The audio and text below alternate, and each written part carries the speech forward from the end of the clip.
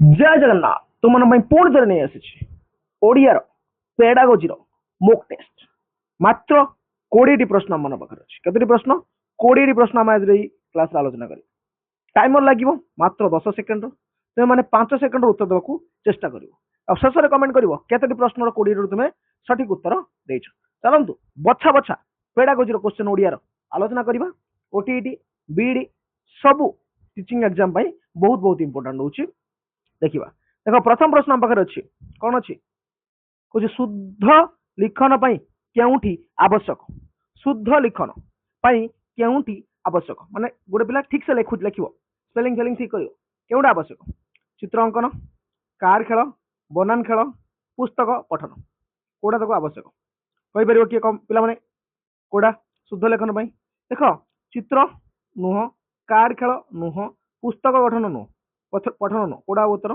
उत्तर हूँ बनान खेल कौटा पिला माने बनान खेल चलो द्वितीय प्रश्न जा कौन देछि द्वितीय प्रश्न कौन एनसीएफ 2025 कौन कौन पिला माने एनसीएफ 2025 अनुजाई भाषा शिक्षण किपरि हेबा दरकार भाषा शिक्षण किपरि हेबा दरकार एक भाषीय बहुभाषीय सीमित दुई भाषीय पिला माने उत्तर कमेंट करो कौटा उत्तर पिला माने उत्तर होउछि कौटा बहुभाषीय माने भाषा शिक्षण बहुभाषीय होबा दरकार ठीक अछि ओके तापर प्रश्न पिला माने कहूछि कौन कहूछि गोटिए भाषा शिखिबा किपरि मजादार होई परिबो भाषा शिखिबाटा केमिति मजादार मजादार कथा देख मजादार होई परिबो पिला माने केमिति मजारे भाषा शिखिबे भाषा खेल साहाय्य रे शिखिबाकु थिबा भाषार गीत गाई शिखिबाकु थिबा भाषार बही पढ़ी घोषा पद्धति देखो नेगेटिव जिनस पेडागोजी रे 99% केस रे केबे आसीबोनी घोषा पद्धति रे नेगेटिव हेउ तो काटी दबो शिखिबाकु थिबा भाषार बही पढ़ी तो समस्त हेई परिबेनी भाषार गीत गाई भी हेई परिबेनी कोडा हबो पिला माने भाषार खेल साहाय्य कोडा पिला माने खेल साहाय्य ठीक अछि तापर प्रश्न जिया पिला माने 4 नंबर प्रश्न कमेंट करथुबो कोडा पिला माने आंसर प्रश्न सरला बेलू तुम कमेंट आसी आउथो मौखिक संपर्क शिक्षार्थी मानक कौन करिवारे साहाय्य करता है मौखिक मौखिक पिला मानक कौन करिवारे साहाय्य करता है ऑप्शन नीतिदिनिया शब्द व्यवहार सठिक उच्चारण और लय शिक्षा स्वाभाविक भाव भाषा शिक्षा समस्त चारोटी ठीक अच्छे जदि तुम जन मौखिक शिक्षार्थी मौखिक शिखुच कौटा तक कौन हेल्प कर कौटा ऊपर समस्त चारोटी कर चार्टा जाक सब नीतिदिनिया शब्द व्यवहार सठिक उच्चारण लय शिक्षा स्वाभाविक भाषा शिक्षा सब हम समस्त चारोटी पार ठीक अच्छे ओके तापर कौन कौन कौन स्कूल शिक्षा प्राथमिक उद्देश्य कौन स्कूल शिक्षार जो स्कूल जो पिला पाठ पढ़ुची तार प्राथमिक उद्देश्य कौन शिक्षार्थी व्यवहार में परिवर्तन आनिबा एक भल सरकारी चाकरी करबा एटा तो जमा भी नुह जने छात्र जने सभ्य नागरिक हबा एटा ठीक चलिबो मध्याह्न भोजन देबा एटा तो जमा भी नुह कोडा हबो माने एई दुईटा जो मु टिक मारुची सेइतिर कोडा उठे परिबो परफेक्ट कोडा हबो शिक्षार्थी व्यवहार में परिवर्तन आनिबा एटा समस्त मन व्यवहार में परिवर्तन आनिबाटा ही प्राथमिक शिक्षार उद्देश्य और शिक्षार प्राथमिक उद्देश्य तापर आसो तापर कहूछ पिला माने कोन निम्नोक्त मध्य केउटी बहुभाषी शिक्षार्थी मानक पाखरे देखा जाए ना बहुभाषी शिक्षार्थी माने गोटे अन्य भाषार पिला जमिति कि हमर ओडिसा रे आदिवासी भाषा मध्य रहउछि सेही भाषा रे पिला मानक तांकर गोटे निजर मातृभाषा रहउछि तापर से माने ओडिया को मध्य पढ़ी थांते हला तो सेमान को जो बहुभाषी सेमानकर केउडा देखा जाए ना सेमान पाखरे कोडा होई न थाए कम कथन दक्षता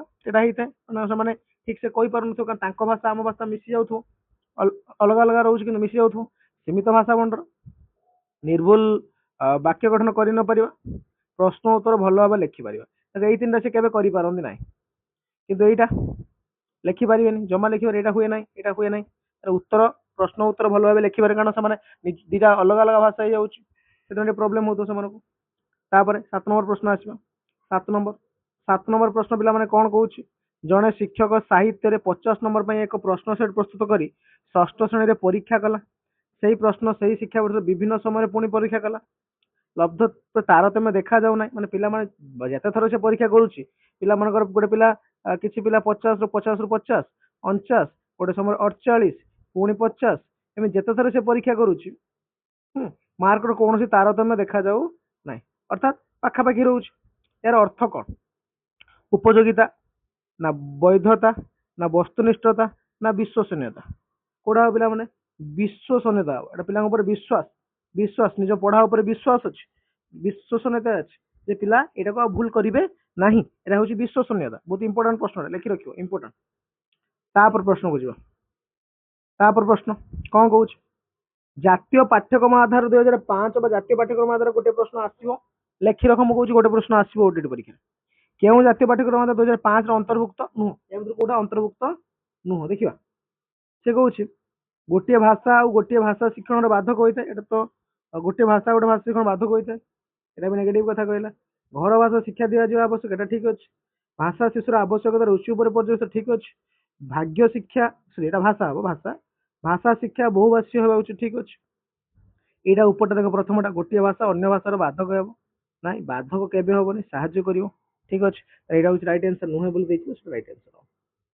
तापर प्रश्न देखो कोन कहूछि प्राथमिक स्तर रे मातृभाषा शिक्षण लक्ष्य केउंटी नुहे मातृभाषा शिक्षण लक्ष्य केउंटी नुहे मानविक गुणावली मूल्यबोध विकास एटा लक्ष्य देश ପାଇଁ उत्तम नागरिक एटा भी लक्ष्य जातीय संहति आंतरिक सद्भावना विकास एटा भी लक्ष्य केवल बही पढ़िबार दक्षता अर्जन करे एटा लक्ष्य केबे भी नुह एटा होछि राइट आंसर नुहे पचरनी एटा होछि राइट आंसर हमर आसी नुह तापर प्रश्न को आसीबा शिक्षा व्यवस्थार एक गुरुत्वपूर्ण आवश्यकता कोटा पिलांकु बही पढ़ाइबा बही पाठ बाहर पाठ पढ़ाइबा सब पिलांकु मूल्यांकन सुनिश्चित करिबा ऊपर समस्त पिलांकु बही पढ़ाइबा बही बाहर पढ़ाइबा एटा तो सब पूरा परफेक्ट नु आंसर नु कहूँ केउटा गुरुत्वपूर्ण आवश्यकता सबु पिलांकर मूल्यांकन को सुनिश्चित करे एटा होची मन रखिबो सबु पिलांकर मूल्यांकन को सुनिश्चित करवाटा होची शिक्षा व्यवस्था एक गुरुत्वपूर्ण आवश्यकता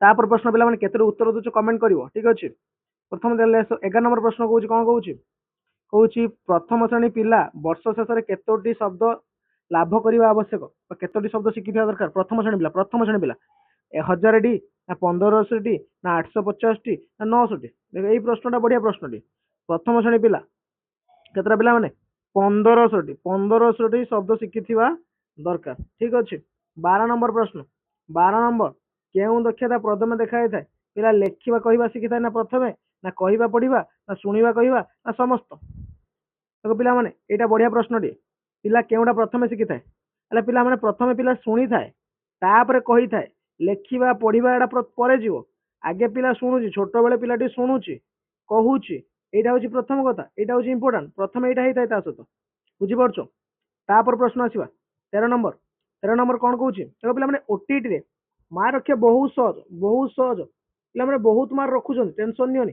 बहुत मार्क रखुछन बहुत बढ़िया बढ़िया प्रश्न आसुची मार्क रखिबा बहुत सहज टेंशन न मारियोनी चलो देखिबा कुछ एकक परीक्षण कहा ऊपर पर्यवेसित हेबा कथा जो एकक परीक्षण क्लास रे होउची एटा कहा ऊपर पर्यवेसित हेबा कथा केते पाठ पढ़ा हिची पिलार अभिज्ञता ऊपर शिक्षक अभिज्ञता ऊपर समस्त ऊपर अरे शिक्षक अभिज्ञता तो केबे होबनी अरे गोटे दि माइनस होला समस्या केबे होबनी और एई द्रा भीतर गोटे आंसर देखिबा केते पाठ पढ़ा हिची ना एटा किछि कथा न पाठ पढ़ा न पिलार अभिज्ञता ऊपर ही एकक परीक्षण करा हिते एकक परीक्षण पिलार अभिज्ञता ऊपर ही पिला माने हिते ठीक अछि ऑप्शन बी तापर प्रश्न आसीबा उच्च माध्यमिक स्तर में केउं प्रकार पठन करिया भलो देखो पठन बहुत प्रकार पठन था नीरव पठन गभीर पठन उच्च आदर्श पठन आवृत्ति बहुत सारा अच्छे उच्च माध्यमिक स्तर में बड़ बड़ पिला क्षेत्र में केउं पठनटा करबा निहाती जरूरी हला करबा भलो भलो केउं पठनटा करबा भलो केउं पठनटा नीरव पठन ना छोट पिला नीरव पठन करा जाय बड़ पिला करा जीवन गभीर पठन हेई परिबो उच्च पठन ना ना छोट पिला उच्च पठन करन बड़ पिला बड़ पाठ पढ़िबेनी आदर्श पठन ना कोडा हो पिला माने गभीर पठन है गभीर पठन करवा उचित ऑप्शन बी तापर आस गोटे पिलार सृजनशीलता को बुद्धि करने को चाहूच तेरे निर्दिष्ट उत्तर सॉरी गोटे पिलार तुम सृजनशीलता बुद्धि करने चाहूच केउटा तुम कर सृजनशीलता माने निजे निजे निजर गोटे क्रिएटिविटी क्रिएटिविटी तार बुद्धि करने चाहूच से किसी निजे लिख निजे कह से जिन तुम बुद्धि करने चाहूच तुम या भर ऑप्शन 4 भर कौटा कर निर्दिष्ट उत्तरमूलक प्रश्न देव अरे निर्दिष्ट उत्तरमूलक तो निजे गोटे लिखिदेव सृजनशीलता कौन विकास हो ना हेनी भारत में कतोटी राज्यर नाम लिखा तो निर्दिष्ट जिनसा भारत केत राज्य तो अच्छे किसी नुआ जिन लिखिपर निर्दिष्ट शब्द मध्य रचना लिखा कहपर मुक्त भाव रचना एटा भी हो किंतु ये जो दिटा भर कौटा परफेक्ट हम लास्ट दिटा भर देखो निर्दिष्ट शब्द दे दिज्व किसी टेबुल दे दिज्व এই ଜିନିଷକୁ ବ୍ୟବହାର କରି ରଚନା ଲେଖ। ତାହେଲେ ଏଠି ବି ନିର୍ଦ୍ଦିଷ୍ଟ ଗୋଟେ କରିଦିଆଗଲା, ଏଟା ଆନ୍ସର ହବନି। କିନ୍ତୁ ଏଠି ଯଦି ମୁକ୍ତ ଭାବେ ରଚନା ଲେଖାଯିବ, କୁହାଯିବ ଗୋଟେ ଟପିକ ଦେଇ ଦିଆଯିବ, ଏଇ ଟପିକରେ ତୁ କିଛି ବି ରଚନା ଲେଖ ହେଲା, ଗାଈ ବିଷୟ ରଚନା ଲେଖ, ସେ ଗାଈ ବିଷୟରେ କିଛି ବି ଲେଖିବ। କିନ୍ତୁ ଯଦି ଗାଈର ଗୋଡ କେତେଟା, ହାତ କେତେଟା, ଏହାକୁ ଲେଖ, ସେ ନିର୍ଦ୍ଦିଷ୍ଟ ସେଇ ଜିନିଷ ଲେଖିବ। ତାହେଲେ ଏଠି ମୁକ୍ତ ଭାବେ ଦବାକୁ ପଡିବ ତାକୁ। ସେଥିପାଇଁ ସୃଜନଶୀଳତା ବିକାଶ ହବ, ମୁକ୍ତ ଭାବେ ରଚନା କରିବାକୁ ହବ। ତାହେଲେ ଅପସନ ଡି ହବ ରାଇଟ୍ ଆନ୍ସର। ବୁଝିପାରୁଛ? ତାପରେ 16 ନମ୍ବର ପ୍ରଶ୍ନ ଆସିବ, କେଉଁଟି କେଉଁଟି ବର୍ଣ୍ଣନା ଶୁଦ୍ଧି ନିରାକରଣ ପାଇଁ ପ୍ରଯୁଜ୍ୟ? ବର୍ଣ୍ଣନା ଶୁଦ୍ଧି ମାନେ ସ୍ପେଲିଂ ଠିକ କରାଯିବ, ନିରାକରଣ କରାଯିବ, ତା ପାଇଁ ଲିଖନ ନା ପଠନ ନା କଥନ ନା ଶ୍ରବଣ, କୋଉଟା ଇମ୍ପୋର୍ଟାଣ୍ଟ? କୋଉଟା? ଲିଖନ ଚଳିବ, କଥନ ତ ନୁହଁ, ଶ୍ରବଣ ନୁହଁ। ଦେଖ ଲିଖନ ପଠନ ଭିତରେ କେତେ ଗୁଡେ ଅଛି, କିନ୍ତୁ ପିଲା ଯେତେ ପଢିବ, ପଠନ କରିବ, ପିଲା ଯେତେ ପଠନ କରିବ ସେତେ ତାର ସ୍ପେଲିଂ ଠିକ ଆସିବ। ତାହେଲେ ପଠନ ଦେଖିବ ନା, ପଢିବଟା ଦେଖିବ ପଢିବ, ତାହେଲେ ପଠନଟା ହଉଛି ଇମ୍ପୋର୍ଟାଣ୍ଟ। ଲିଖନଠାରୁ ପଠନ ହଉଛି ଅଧିକ ଇମ୍ପୋର୍ଟାଣ୍ଟ। ସେ ପଠନ ହଉଛି ଉତ୍ତର ଆସିବ। 17 ନମ୍ବର ପ୍ରଶ୍ନ ଆସିବ, ବାୟୁର 5ଟି ପ୍ରତିଶବ୍ଦ ଲେଖ। ଲେଖିବା ପାଇଁ ତ ମୁଁ କହିନି, ପ୍ରଶ୍ନ ପଢ, ପ୍ରଶ୍ନ ପଢ ଦେଇଛି। ଏହା କି ପ୍ରକାର ପ୍ରଶ୍ନ? ପ୍ରଶ୍ନ ବିଭିନ୍ନ ପ୍ରକାର ଥାଏ, ନିର୍ଦ୍ଦିଷ୍ଟ ଉତ୍ତରମୂଳକ, ମୁକ୍ତ ଉତ୍ତରମୂଳକ, ବହୁ ଉତ୍ତରମୂଳକ, ମେଳକ, ଶୂନ୍ୟସ୍ଥାନ ପୂରଣ କର, ବହୁତ ସାରା ପ୍ରଶ୍ନ ରହୁଛି ହେଲା। କହୁଛି ବାୟୁର 5ଟି ପ୍ରତିଶତ। ଦେଖ ବାୟୁର ନିର୍ଦ୍ଦିଷ୍ଟ ତୁମକୁ ଦେଇଦେଲା 5ଟା, ଅଧିକ ଲେଖିପାରିବନି, 5ଟା ଫିକ୍ସ କରିଦେଲା। ତେଣୁ କୋଉଟା ହବ?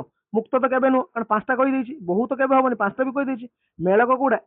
କଣ ଏ ବି କଲମ ଏ କଲମ ବି ଯୋଉ ଯୋଡାଯାଏ, ଗାର ଯୋଡାଯାଏ, ସ୍ତମ୍ଭ ଲେଖ କରାଯାଏ, ସ୍ତମ୍ଭ ଗାର ଯୋଡାଯାଏ। ତାହେଲେ ଏଟା ହଉଛି ନିର୍ଦ୍ଦିଷ୍ଟ ଉତ୍ତରମୂଳକ। ନିର୍ଦ୍ଦିଷ୍ଟ ଉତ୍ତର 5ଟା ଲେଖିବା ପାଇଁ ନିର୍ଦ୍ଦିଷ୍ଟ ଉତ୍ତର କହିଦିଆଲା, ଏଟା କଣ ନିର୍ଦ୍ଦିଷ୍ଟ ଉତ୍ତରମୂଳକ। ବୁଝିପାରୁଛ?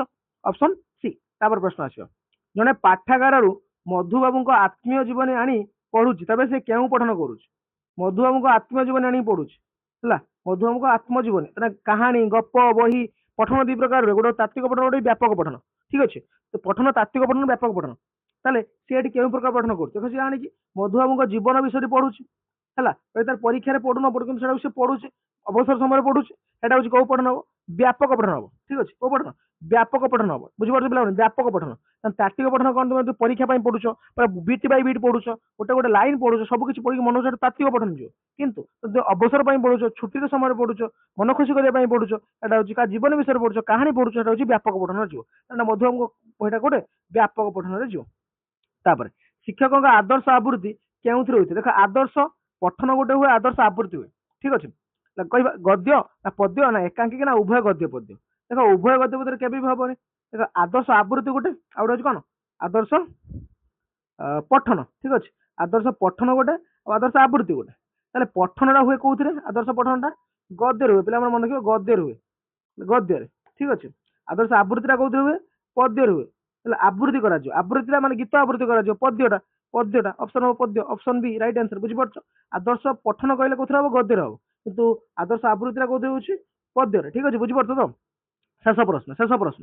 କେତେରେ ଉତ୍ତର ଦେଲେ କମେଣ୍ଟ କରିବ। ଠିକ ଅଛି, କେତେ ତୁମକୁ ଆସୁଛି? ବଢିଆ ବଢିଆ ପ୍ରଶ୍ନ ମୁଁ ଆଣିଛି, ସବୁ ବିଷୟରେ ମଧ୍ୟ ଆଣୁଛି। ନିଶ୍ଚିତ ଚ୍ୟାନେଲକୁ ସବସ୍କ୍ରାଇବ କରି ରଖିବ, ସାଙ୍ଗମାନଙ୍କୁ ସେୟାର କରିଦେବ, ତୁମକୁ ବହୁତ ଭଲ ଲାଗିବ। ଠିକ ଅଛି, ପାଠ୍ୟକ୍ରମରେ ଶିକ୍ଷକମାନଙ୍କୁ ସ୍ୱାଧୀନତା ଦିଆଯାଇଥାଏ କେଉଁଥିରେ?